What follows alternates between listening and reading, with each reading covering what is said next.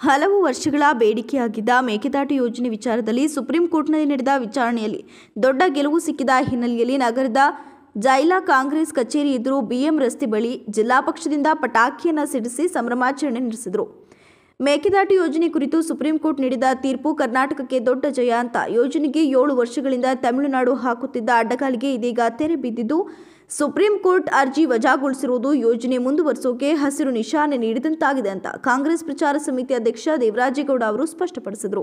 2023ನೇ ಇಸ್ವಿ ಸೆಪ್ಟೆಂಬರ್ 19ನೇ ತಾರೀಕು ನಮ್ಮ ಪಕ್ಷದ ರಾಜ್ಯಾಧ್ಯಕ್ಷರಾಗಿರ್ತಕ್ಕಂಥ ಸನ್ಮಾನ್ಯ ಡಿ.ಕೆ. ಶಿವಕುಮಾರ್ ಅವರು ಮೇಕೆದಾಟು ಯೋಜನೆಯನ್ನ ಕೈಗೊಳ್ಳಬೇಕನ್ನೋ ತೀರ್ಮಾನವನ್ನ ಮಾಡಿದ್ರು. ಆ ಪ್ರಕಾರ ಮೇಕೆದಾಟುವಿಂದ ರಾಮನಗರದವರೆಗೆ ಒಂದು ಬೃಹತ್ ಯೋಜನೆಯನ್ನು ಹಾಕೊಂಡು ಕಾಲ್ನಡಿಗೆ ಮೂಲಕ ಬರಬೇಕಂತೇಳಿ ರಾಜ್ಯಾದ್ಯಂತ ಕರೆ ಕೊಟ್ಟಿದ್ರು. ಆ ಒಂದು ಮೇಕೆದಾಟು ಸ್ಥಳದಲ್ಲಿ ಒಂದು ಜಲಾಶಯವನ್ನು ನಿರ್ಮಾಣ ಮಾಡಿ ತಮಿಳುನಾಡಿಗೆ ಏನು ಕರ್ನಾಟಕ ಸರ್ಕಾರ ಕೊಡಬೇಕಾಗಿದೆ ನೀರು, ಆ ನೀರನ್ನು ಕೊಡ್ಲಿಕ್ಕೆ ಈಸಿ ಆಗುತ್ತೆ ಹಾಗೂ ವಿದ್ಯುತ್ ಶಕ್ತಿಯನ್ನ ತಯಾರು ಮಾಡ್ಲಿಕ್ಕೂ ಕೂಡ ಅನುಕೂಲ ಆಗುತ್ತೆ ಅನ್ನೋ ದೃಷ್ಟಿಯಿಂದ ತೀರ್ಮಾನವನ್ನು ತೆಗೆದುಕೊಂಡ್ರು. ಅಂತ ತೀರ್ಮಾನದ ವಿರುದ್ಧ ತಮಿಳುನಾಡು ಸರ್ಕಾರ ಸುಪ್ರೀಂ ಕೋರ್ಟ್ಗೆ ಅರ್ಜಿಯನ್ನ ಸಲ್ಲಿಸಿತು.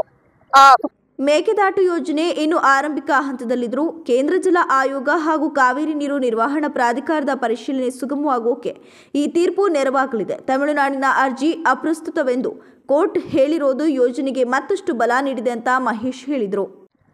ನಮ್ಮ ಪಕ್ಷದ ವತಿಯಿಂದ ಈಗಾಗಲೇ ನಮ್ಮ ಪಕ್ಷ ಅಧಿಕಾರಕ್ಕೆ ಬರಕ್ ಮುಂಚೆನೆ ಬೆಂಗಳೂರು ನಗರಕ್ಕೆ ಕುಡಿಯುವ ನೀರಿಗಾಗಿ ಹಾಗೂ ಆ ಸುತ್ತಮುತ್ತಲ ರೈತರಿಗೋಸ್ಕರ ಮೇಕೆದಾಟನ್ನ ಅಣೆಕಟ್ಟನ್ನ ಕಟ್ಟಿ ನಾವು ನೀರನ್ನ ಕೊಡಬೇಕು ಅಂತೇಳಿ ನಮ್ಮ ಕಾಂಗ್ರೆಸ್ ಪಕ್ಷದ ಅಧ್ಯಕ್ಷರಾದಂಥ ಡಿ.ಕೆ. ಶಿವಕುಮಾರ್ ಅವರು, ಅವರ ನೇತೃತ್ವದಲ್ಲಿ ವಿರೋಧ ಪಕ್ಷ ನಾಯಕರಾದಂಥ ಸಿದ್ದರಾಮಯ್ಯನವರು ಎಲ್ಲರೂ ಸೇರಿ ಹೋರಾಟವನ್ನ ಮಾಡಿದ್ದು.